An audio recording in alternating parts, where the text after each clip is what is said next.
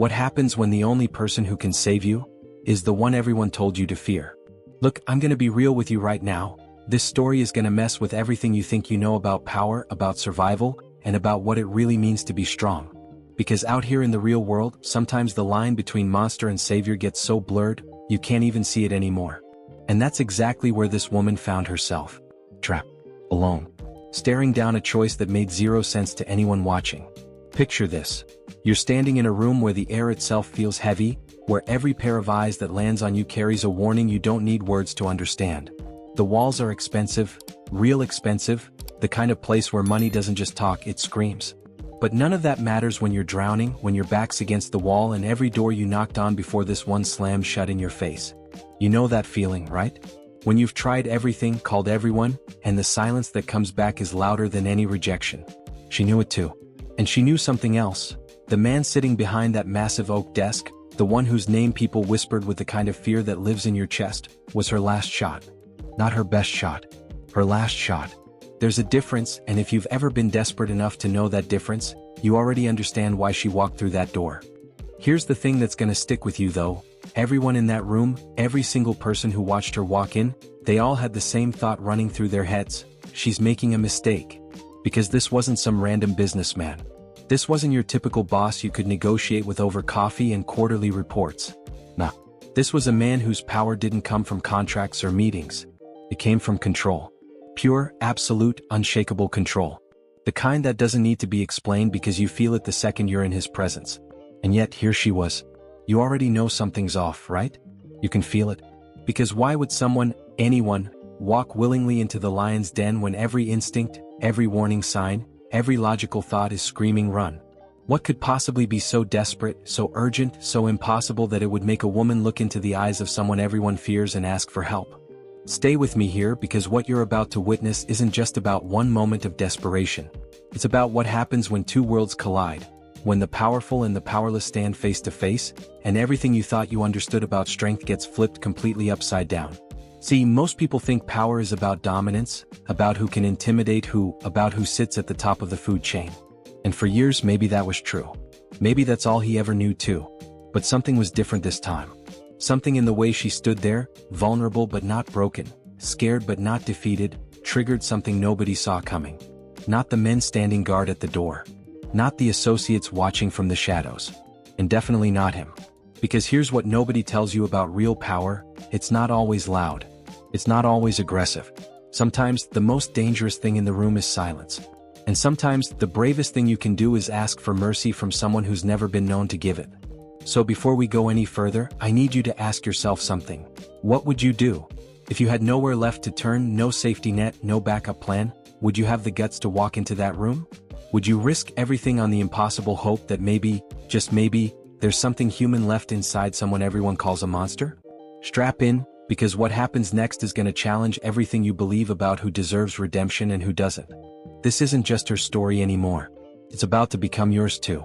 And look, I know what you're thinking right now. You're probably sitting there wondering how this plays out, whether she walks out of that room or whether everything falls apart. That tension you're feeling? That knot in your stomach? That's exactly what she felt. Because here's the truth, we've all been there in some way, haven't we? Maybe not in a room like that, maybe not facing someone with that kind of reputation, but we've all had that moment. That moment where you're so desperate, so out of options, that you find yourself trusting someone you probably shouldn't. Someone who logic tells you will hurt you. But hope, that tiny stubborn piece of hope, whispers maybe not. That's the human condition right there. That's what connects all of us no matter where we're from or what we've been through. We've all had to make impossible choices when the world stopped offering us easy ones. And if this story is hitting you the way I think it is, if you're feeling that pull to see where this goes, do me a solid real quick. Hit that like button for me. Not because I'm asking for it, but because stories like this, the ones that challenge what we think we know about people, about power, about redemption, they need to be shared. They need to reach the people who are going through their own impossible moments right now. And if you're not subscribed yet, come on, join this community. Because we're building something different here. We're not just telling stories, we're exploring the messy, complicated, beautiful truth about what it means to be human. The real stuff. The kind of content that stays with you long after you've clicked away. So go ahead, hit that subscribe button. Be part of this journey with me. Because trust me, what's coming next is gonna be worth every second. Now back to that room. Back to her. Back to the moment that changed everything. She wasn't supposed to be there. That's the first thing you need to understand. People like her, people who cleaned floors, who restocked shelves in back offices, who existed in the margins of other people's important lives, they didn't end up in rooms like that. They didn't get audiences. They didn't get heard. Her name was Elena, and for 3 years she'd worked in that building. 3 years of arriving before sunrise, leaving after dark, moving through hallways like a ghost nobody bothered to acknowledge. She knew every corner of that place. Every stain that wouldn't come out. Every crack in the marble that expensive renovation somehow missed. She knew which doors opened to conference rooms where men in tailored suits made decisions that moved millions, and which doors led to storage closets where people like her took their lunch breaks sitting on overturned buckets. The thing about being invisible is that you see everything. People talk around you like you're furniture. They argue, they scheme, they celebrate, they backstab, all of it happening right in front of you because in their minds you're not really there. You're just part of the scenery. Background noise in someone else's story. Elena had gotten used to it. Or at least she'd learned to survive it. She kept her head down, did her work, collected her modest paycheck every 2 weeks, and tried not to think too hard about the dreams she'd had when she was younger. Dreams that felt ridiculous now, almost embarrassing to remember. She'd wanted to be a teacher once. Wanted to shape young minds, make a difference, all those idealistic things people say before life teaches them otherwise. But her mother got sick. Bills piled up. And dreams, she learned, were luxuries that disappeared real fast when you couldn't afford them anymore. The building itself was something else entirely. Glass and steel stretching toward the sky, the kind of architecture that screamed power and permanence. The lobby alone probably cost more than Elena would make in 10 lifetimes. Everything in that place was designed to remind you of your position in the hierarchy. The weight of the doors. The echo of footsteps on polished floors. Even the air felt different on the upper levels. Cooler, cleaner, like it had been filtered through money itself. But there was something else in that air too. Something Elena couldn't quite name but felt in her bones every single day. A tension that lived in the walls. It showed up in small ways. The way conversations stopped abruptly when certain people walked by. The way even the most arrogant executives would suddenly straighten their posture, adjust their tone, soften their voices when he was around. She'd seen him maybe a dozen times in 3 years. Always from a distance. Always in passing. He never spoke to her directly, why would he? But she'd watched him move through that building like he owned not just the space, but the very concept of authority itself. Tall, immaculately dressed, with eyes that seemed to calculate everything and reveal nothing. He didn't need to raise his voice. Didn't need to make threats. His presence alone shifted the entire atmosphere of a room. People called him Mr. Castellano. At least that's what they called him to his face. What they called him behind closed doors in whispered conversations Elena overheard while wiping down tables or emptying trash cans, well, those names carried fear instead of respect. Monster. Tyrant. The kind of man who'd built his empire on foundations nobody wanted to examine too closely. Elena had learned to time her cleaning schedule around his movements. Not because he'd ever been unkind to her specifically, he'd never acknowledged her existence long enough to be anything, but because the energy that followed him felt dangerous in ways she couldn't articulate. Like standing too close to the edge of something high. One wrong move, one moment of being in the wrong place at the wrong time, and you'd fall into something you couldn't climb back out of. Now, I want to go even deeper into this dynamic because this is where the real transformation begins. See, Elena wasn't naive. She knew what kind of operation ran through that building. You don't work somewhere for 3 years and miss the signs. The men who came and went at odd hours. The meetings that happened behind soundproof doors. The packages that arrived with no return address. The way certain conversations ended the instant she entered a room, even though everyone pretended she wasn't worth noticing.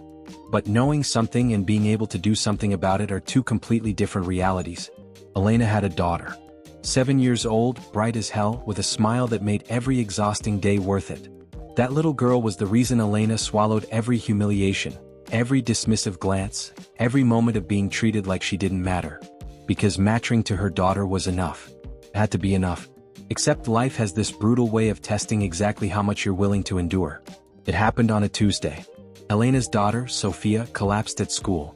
Just dropped in the middle of recess, and by the time Elena got to the hospital, the doctors were using words like rare condition, and specialized treatment, and experimental procedure. Words that translated directly into numbers Elena couldn't even imagine accessing. She tried everything. Begged the insurance company, denied.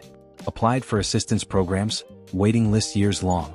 Set up crowdfunding pages that raised barely a fraction of what was needed. Knocked on doors of charities, churches, community organizations. Everyone sympathetic. Everyone sorry. Nobody able to actually help. That's when desperation stopped being an emotion and became a state of being.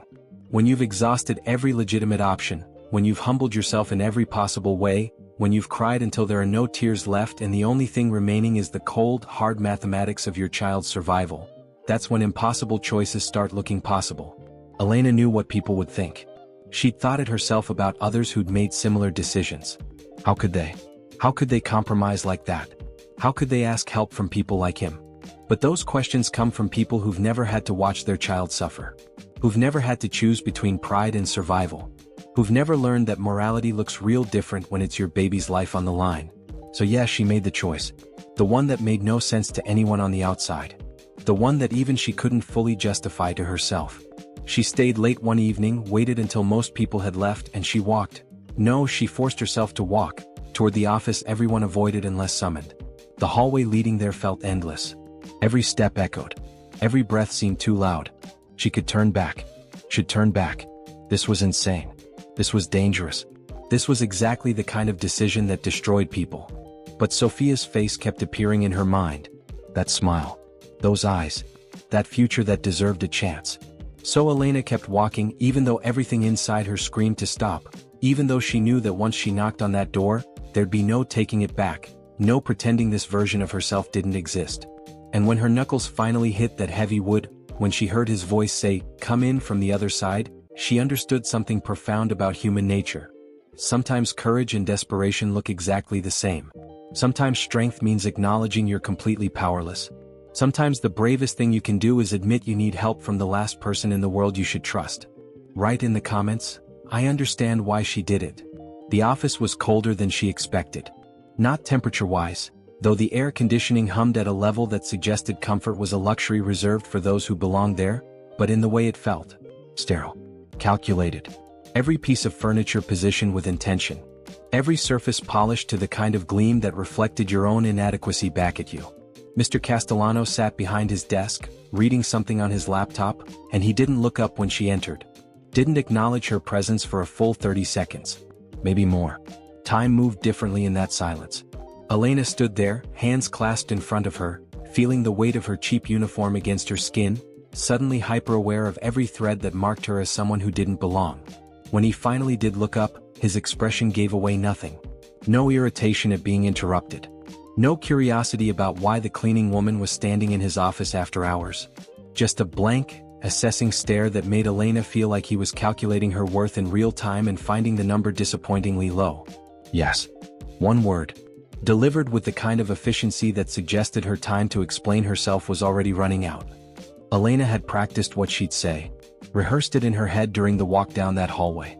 But now, standing there under that gaze, every carefully chosen word evaporated.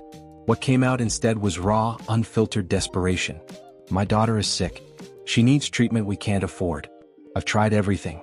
Every door I've knocked on has closed. I know I have no right to be here, no right to ask you for anything, but I'm begging you. Please. I'll work double shifts. I'll do whatever you need. Her voice cracked. I just need help. The silence that followed was excruciating. Mr. Castellano leaned back in his chair, studying her with an expression that might have been thoughtfulness or might have been complete indifference. She couldn't tell. That was the worst part, not being able to read whether her words had landed anywhere at all or just dissolved into the expensive air of that room. You work on the cleaning staff, he said finally. Not a question. A statement confirming he knew exactly who she was, which somehow made her feel even more invisible than if he hadn't known at all. Yes, sir. 3 years. I've never missed a day. Never caused problems. He held up one hand and Elena's words died instantly. The power in that gesture was absolute. How much do you need? The question caught her off guard. She'd expected rejection, maybe even anger at her audacity. But this direct inquiry into numbers felt like a trap she didn't know how to navigate. She named the figure the doctors had given her. It sounded obscene coming out of her mouth. The kind of money that represented months of her salary. Maybe years. Mr. Castellano's expression didn't change. He opened a drawer, pulled out a leather-bound checkbook. actual paper checks like something from another era, and began writing. The scratch of pen against paper was the only sound in the room. Elena's heart hammered so hard she thought he might hear it. He tore the check out, held it up between two fingers, and just as Elena reached for it, he pulled it back slightly. "There are conditions," he said. And there it was. The moment Elena had known was coming but had tried not to think about. Because of course there were conditions. Nobody in his position gave away that kind of money without expecting something in return. The question was what? And whether she could live with herself after agreeing to it. Now I want to go even deeper into what happened next, because this is where everything Elena thought she understood about power and morality started to crumble. See, she stood there waiting for him to name his price, her mind racing through possibilities, each one worse than the last. And the longer he stayed silent, just watching her with those calculating eyes, the more her imagination filled in the blanks with scenarios that made her stomach turn. But that's the thing about fear and assumption. Sometimes the monster we create in our heads is worse than reality. And sometimes it's exactly accurate. The problem was, Elena had no way of knowing which version she was dealing with until it was too late to walk away. "You'll tell no one about this arrangement," he said finally. "Not your family. Not your friends. No one in this building. As far as anyone knows, you found another way to cover the costs. Understood?" Elena nodded quickly. "Yes, of course. I won't say anything. Second condition, you'll work an additional evening shift 3 nights a week. Building security reports certain areas haven't been maintained to standard. You'll handle that personally?" "Yes, I can do that. Thank you. I'm not finished." His tone didn't rise, but something in it made Elena's mouth snap shut. "Third condition, you'll report to me directly. Anything unusual you see, anyone asking questions about operations in this building, conversations you overhear that seem out of place, you bring that information directly to me. No one else." And there it was. The real price. He wasn't asking her to clean. He was asking her to spy. To become his eyes and ears among the staff. To betray the trust of people who, while they might not have treated her great, had never explicitly asked her to compromise her integrity. Elena felt something inside her crack. Not break. Breaking would have been cleaner. This was a fracture, the kind that spreads slowly, changing the structure of everything it touches. She thought about Sophia lying in that hospital bed. About the doctors who'd said without treatment they were looking at months, not years. About the way her daughter had looked up at her with complete trust and said, "You'll fix it, Mama. I know you will." What do you do in that moment? When the cost of saying yes means losing a piece of yourself, but the cost of saying no means losing everything that matters. When the choice isn't between right and wrong but between different versions of wrong, and you have to pick the one you can survive. "I understand," Elena heard herself say. The words came from somewhere outside her body, like she was watching herself make this deal from a distance, observing this woman who looked like her agree to something she'd promised herself she'd never do. Mr. Castellano extended the check again. This time, when Elena reached for it, he let her take it. The paper felt heavier than it should have. Like it carried the weight of every compromise she'd just made. "One more thing," he said as she turned to leave, and Elena's entire body tensed. "Don't mistake this for kindness. This is a business transaction. You fail to meet any part of our agreement, and I'll expect full repayment. With interest. Are we clear?" "Yes, sir. Crystal clear." She walked out of that office with the check clutched in her hand and tears burning behind her eyes that she refused to let fall. Not there. Not where anyone could see. She made it to the stairwell, avoiding the elevator where she might run into someone, and finally let herself break down, sliding down the wall to sit on the cold concrete steps. This is where most people on the outside would judge her, right? They'd say she sold out. That she should have found another way. That compromising with someone like him makes you complicit in everything he does. And maybe they'd be right. Or maybe they've just never had to make impossible choices with their child's life hanging in the balance.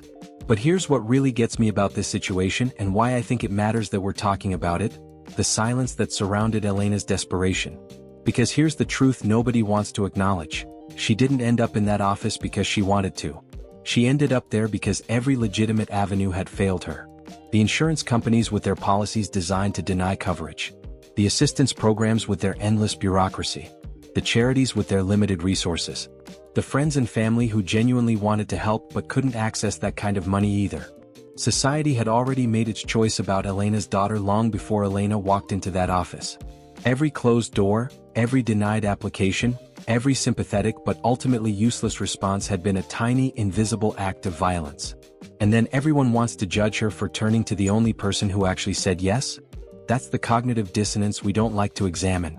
We build systems that guarantee some people will fall through the cracks, and then we act shocked and morally superior when those people do desperate things to survive. We create the conditions for impossible choices and then judge people for making them. Elena walked out of that building that night carrying a check that would save her daughter's life and a burden that would change who she was forever. She'd crossed a line she couldn't uncross. Made a deal with someone whose power came from places she didn't want to think about. And the worst part? She'd do it again. 1,000 times over.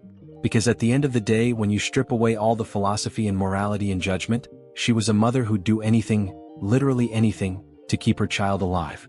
If you've ever been in a situation where you had to choose between your values and your survival, drop a comment below. Because I think more people understand Elena's choice than would ever admit it out loud. And maybe that's the conversation we really need to be having, not about individual choices made in desperation, but about why those choices become necessary in the first place. The following weeks did something to Elena that she wasn't prepared for. The treatment started immediately. Sophia responded well, the doctors cautiously optimistic. But every victory in the hospital came with a price Elena paid in that building. She'd saved her daughter's life, but in doing so, she'd signed away pieces of herself she didn't even know she'd valued until they were gone. The additional shifts weren't the problem. She could handle exhaustion. What broke her down was the watching, the listening, the slow, suffocating awareness that she was now complicit in a world she'd spent 3 years trying to remain invisible within. Because once you start paying attention with intention, once you start listening to conversations knowing you'll have to report them, everything changes. You can't unhear things. Can't unknow what you've learned. And what Elena learned, night after night in those empty hallways, cleaning offices after everyone else had left, was that the building she'd worked in for 3 years was even darker than she'd imagined. Phone conversations that stopped abruptly when she entered rooms. Documents left carelessly on desks that outlined transactions no legitimate business would touch. Faces she recognized from news reports about investigations and disappearances, walking through those halls like they owned them, because in many ways they did. The worst part wasn't discovering these things. It was having to decide what to report and what to keep to herself. Because Mr. Castellano had been clear, anything unusual. But unusual compared to what? In a building where everything operated in shadows, where did you draw the line between routine corruption and something worth mentioning? Elena found herself walking a tightrope she'd never trained for, trying to provide enough information to satisfy her end of the bargain without becoming the kind of person who'd sell out a janitor for taking extra toilet paper home or a secretary for covering for a coworker's long lunch. She told herself she was being strategic, ethical even. But late at night, lying awake next to Sophia's sleeping form, her daughter home now, getting stronger every day, Elena wondered if she was just rationalizing cowardice. Wondering where the line was between survival and surrender. Then came the moment that changed everything. The moment that revealed just how precarious her position really was and how little control she'd ever actually had. It was a Thursday evening around 9 p.m. Elena was cleaning the executive floor, working her way through the offices with her cart of supplies, when she heard voices coming from the conference room at the end of the hall. That in itself wasn't unusual, people worked late all the time. But something about the tone made her pause.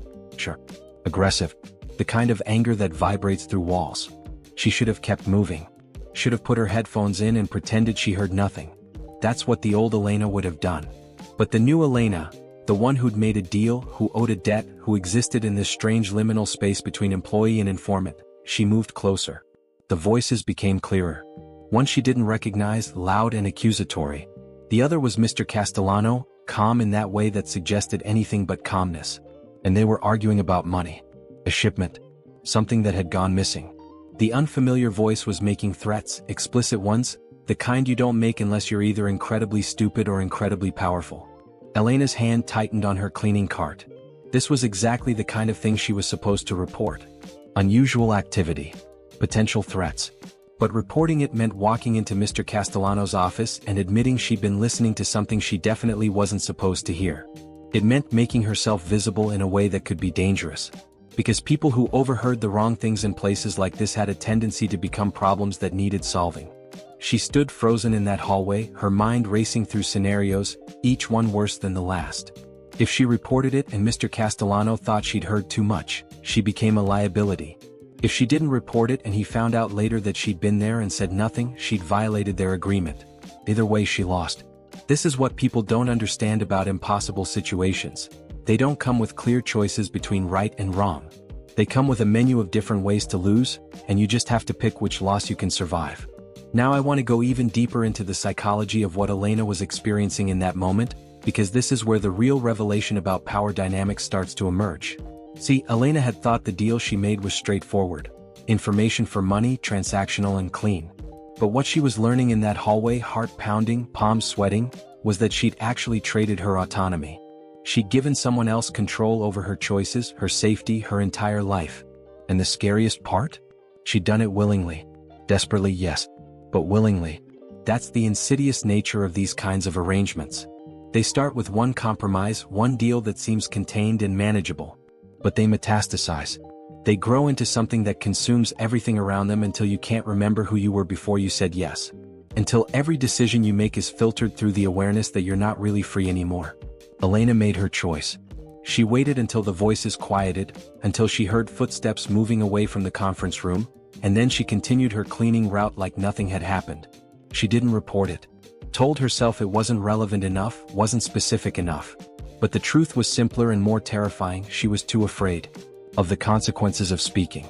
Of the consequences of knowing. Of what it meant that she was now the kind of person who witnessed something serious and chose silence. But silence has a way of becoming loud in your own head.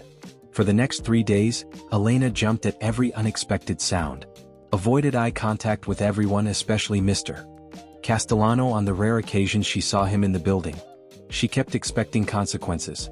For him to call her into his office, to demand why she hadn't reported what she'd heard, to somehow know that she'd been there and had failed her part of the bargain. The consequences came, but not in the way she expected. It was a Monday morning. Elena arrived for her regular shift to find the building in chaos. Police cars outside. Yellow tape across the entrance to the executive floor.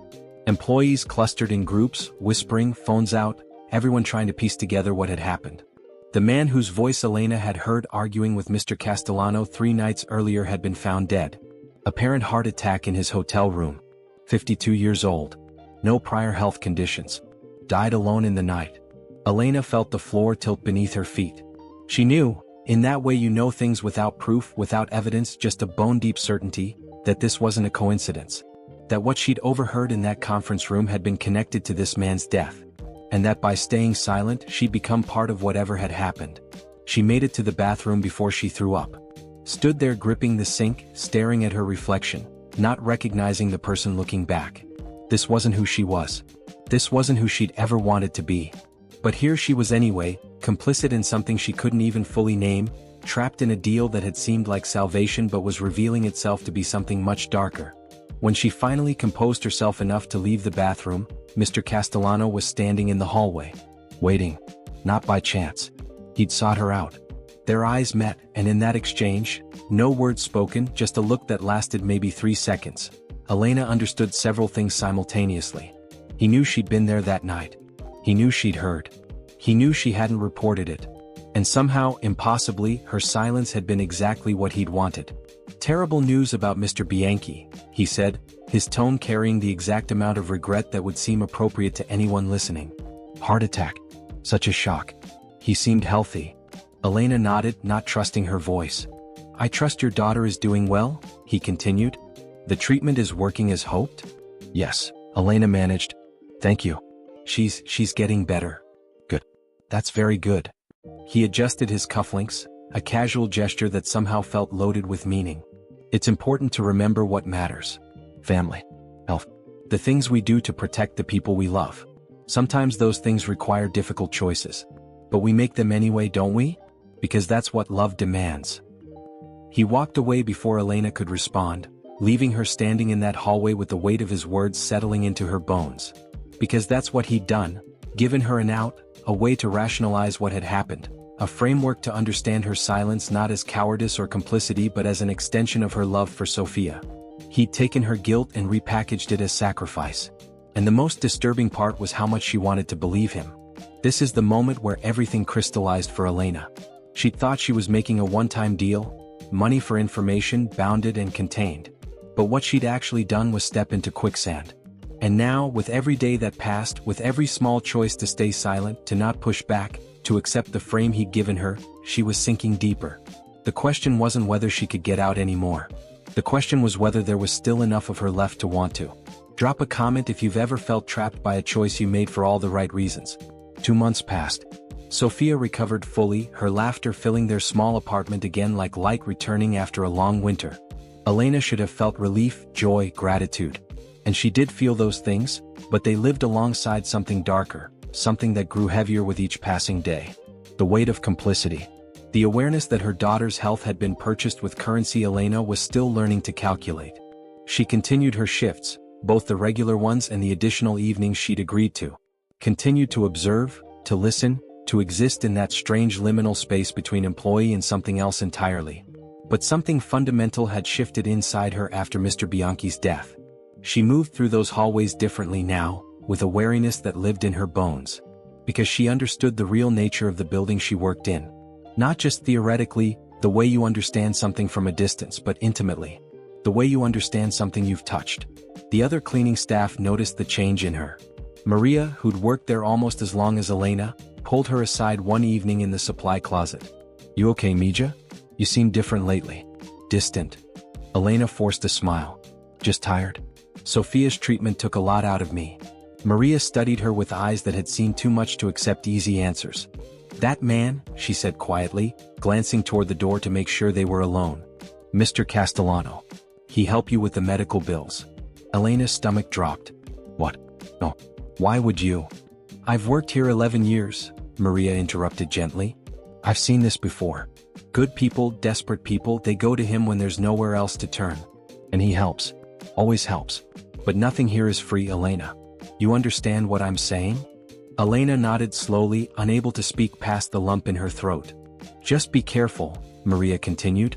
"Sometimes the price of help isn't clear until you've already paid it.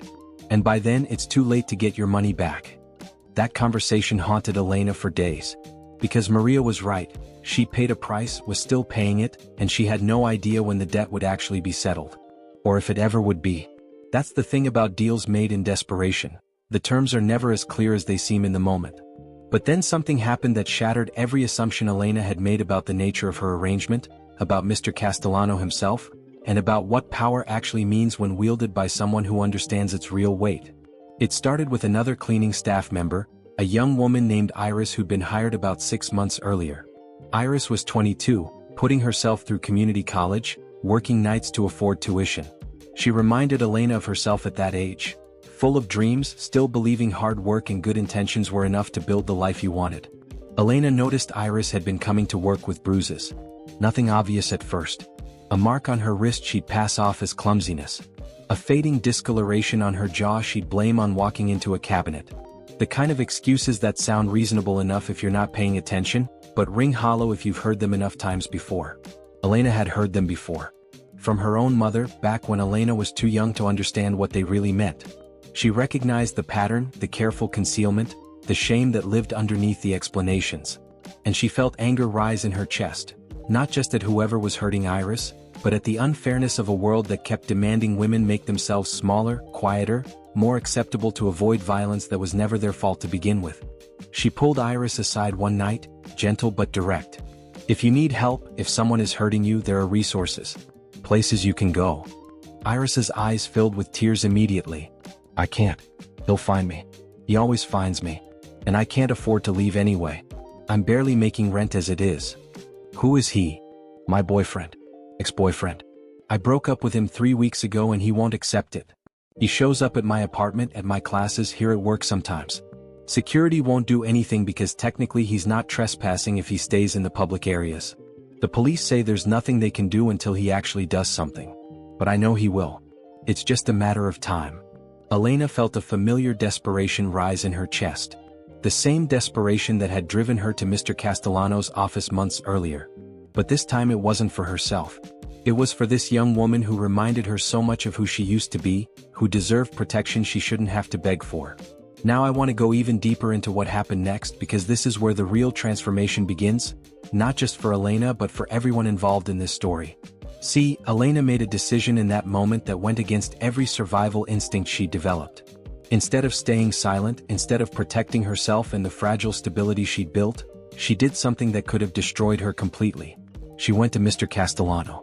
not to report on Iris, not to share information as part of their arrangement, but to ask him, this man whose power came from control and fear and carefully maintained distance, to help someone who meant nothing to him, who had no leverage, no value in his world beyond being another invisible body that kept his building clean.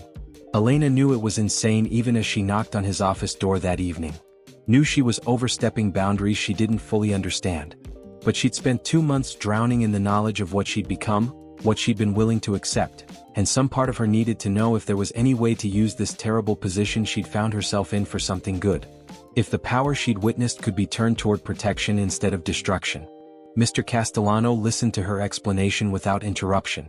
Elena told him about Iris, about the ex-boyfriend, about the bruises and the fear and the complete absence of institutional help. She spoke quickly, words tumbling over each other, knowing any second he could shut her down, could remind her that this wasn't part of their deal, that he owed her nothing beyond what they'd already agreed to. When she finished, the silence stretched so long Elena thought she'd made a catastrophic mistake. But then Mr. Castellano did something she'd never seen him do before. He leaned back in his chair and something that might have been exhaustion crossed his face. Not physical exhaustion, something deeper. The kind of tiredness that comes from carrying weight no one else can see. You know what people say about me, he said finally. It wasn't a question. You know what I am. Elena nodded. Yes. And you still came here. Asked me to help someone. Why? The question hung between them, loaded with meaning Elena wasn't sure she could articulate. Why had she come? Because she was desperate? Because she'd already compromised so much that one more compromise didn't matter? Or because somewhere in the past 2 months, watching him operate, she'd glimpsed something that didn't fit the monster narrative everyone else accepted? Because I think, Elena said carefully, that power can be used for more than fear.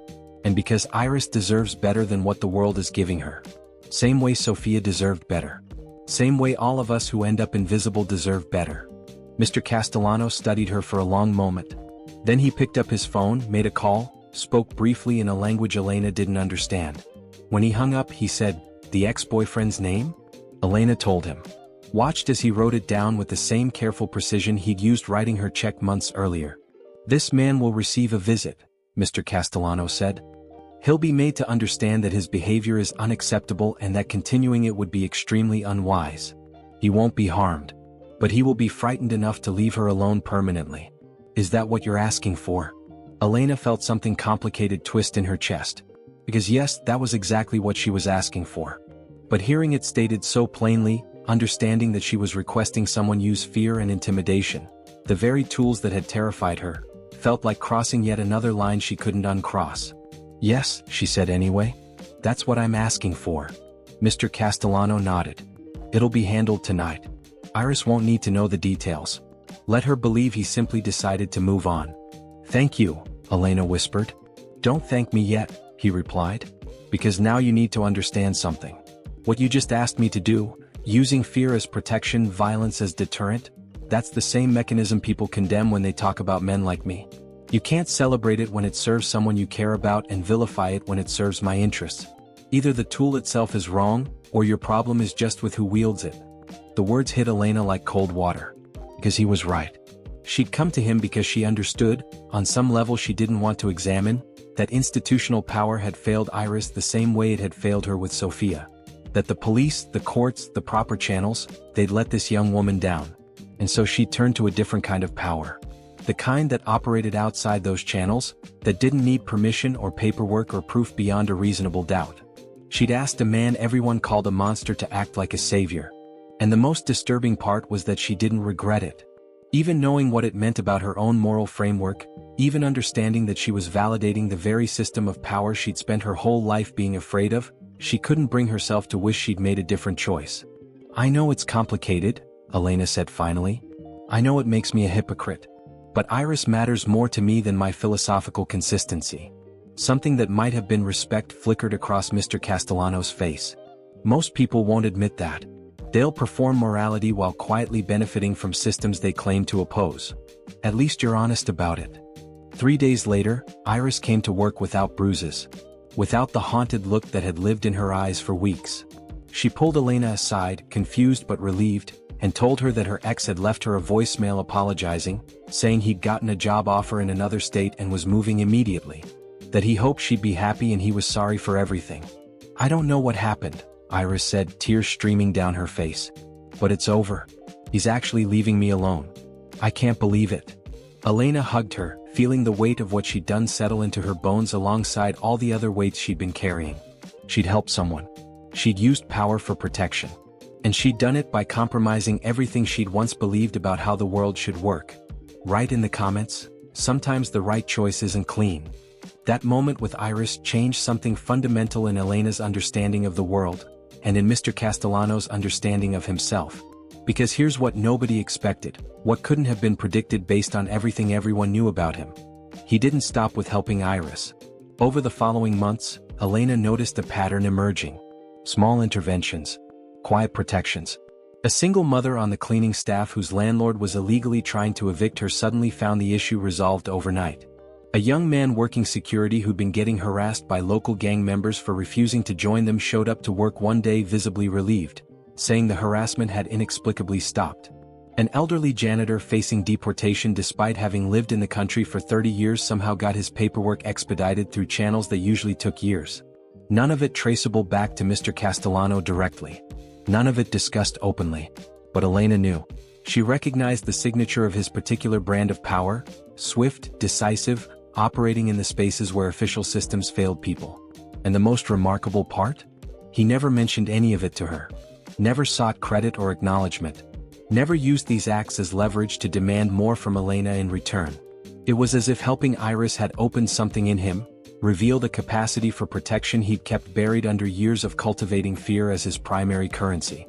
One evening, several months after that first conversation about Iris, Elena found herself alone in the hallway with Mr. Castellano again.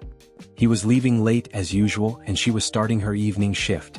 They'd developed an unspoken understanding, brief nods of acknowledgement, nothing more. But this time he paused. "Your daughter," he said. "How is she?" "She's thriving," Elena replied, genuine warmth in her voice. "Back in school. Playing soccer. You'd never know she'd been sick." He nodded, something unreadable in his expression. Then, surprising her completely, he said, "I had a daughter once. Long time ago. Different life." Elena felt the air shift. This man who revealed nothing, who maintained absolute control over every interaction, had just offered her a glimpse of something real. Something human. "I'm sorry," she said quietly, understanding without him having to say more that had meant past tense for a reason. "She would have been about your daughter's age now," he continued, staring past Elena at something only he could see. "I built this entire empire telling myself it was for her. To give her security. Protection. A life where she'd never have to be afraid or powerless." He paused. "Then I lost her anyway. And I kept building, kept accumulating power because stopping would mean admitting it had all been for nothing." The vulnerability in his words was staggering. This man who everyone feared, whose name people whispered with caution, was standing in a hallway confessing that everything he'd become had been built on the foundation of a loss he'd never recovered from. "It wasn't for nothing," Elena found herself saying. "Sophia is alive because of you. Iris is safe because of you. All those people you've quietly helped, their lives are better because you chose to use your power that way. That matters. It doesn't erase anything else, but it matters." Mr. Castellano looked at her then, really looked at her, and for just a moment the mask dropped completely. What Elena saw underneath wasn't a monster. It was just a man who'd been carrying grief for so long he'd forgotten how to put it down. A man who'd built walls so high to protect himself that he'd ended up trapped inside them. "Thank you," he said simply. Then, almost as an afterthought, "Your arrangement with me, the reporting, the additional shifts, consider it fulfilled. You've paid your debt in full. You're free to just be an employee again if that's what you want." Elena felt something loosen in her chest. Freedom. He was offering her freedom. The chance to step back from the complicated, morally ambiguous space she'd been occupying. To return to invisibility, to simplicity, to the life she'd had before desperation drove her through his door. But here's the thing about transformation. Once you've changed, you can't just decide to change back. Once you've seen behind the curtain, once you've understood how power really works and discovered your own capacity to navigate it, you can't unsee that knowledge. You can't unknow who you've become. "What if I don't want to go back?" Elena asked. Mr. Castellano raised an eyebrow. "What are you saying?"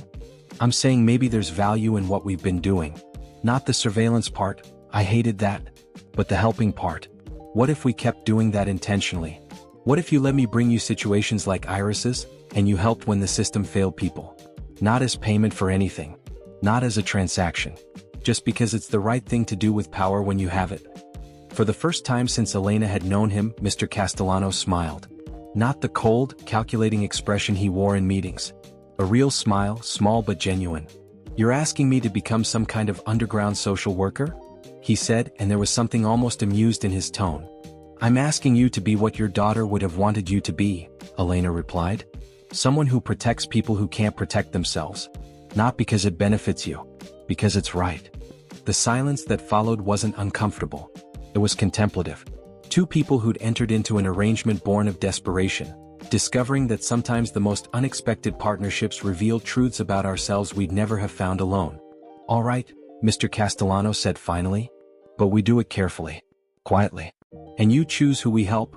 I trust your judgment more than my own on who deserves it." And that's how it began. Not a redemption story, because redemption implies erasing the past, and nothing about this erased anything. But a transformation story. A story about two people discovering that power doesn't have to be wielded through fear alone. That sometimes the strongest thing you can do is choose protection over domination. That being seen, really seen, can change not just how others perceive you but how you perceive yourself. Elena never stopped being a cleaning woman. Never climbed any corporate ladder or suddenly became someone important in the traditional sense. But she became important in a different way, as the person who saw beyond surfaces, who connected the powerful with the powerless, who understood that sometimes the only thing standing between desperation and hope is someone willing to bridge that gap. And Mr. Castellano? He never stopped being feared. Never transformed into some benevolent figure everyone suddenly loved. But he transformed into something more complicated. Someone whose power served multiple purposes, whose legacy would be written not just in the empire he built, but in the quiet interventions nobody would ever fully document. Because here's the truth that sits at the heart of this whole story: we're all more complicated than the roles we're assigned. The powerful aren't always monsters. The powerless aren't always victims.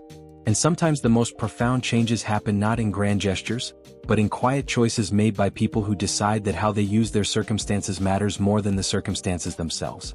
Look, if you made it all the way to the end of this story, I appreciate you being here. This kind of content, the kind that doesn't give you easy answers or simple morality, it takes time to create, and it only reaches people when you engage with it. So if this resonated with you, if it made you think differently about power, about desperation, about the choices we make when there are no good options, hit that like button. Let me know this connected. And if you want more stories like this, the kind that challenge how you see the world and the people in it, subscribe to the channel. We're building a community here of people who aren't afraid of complexity, who understand that real life doesn't fit into neat categories of good and evil. Drop a comment saying power means protection, if you stayed until the end. I read every single one, and it matters to me that you're here. There's another video right here that dives even deeper into these themes, about the invisible people who change everything from the margins. Click on it and keep this conversation going. I'll see you there.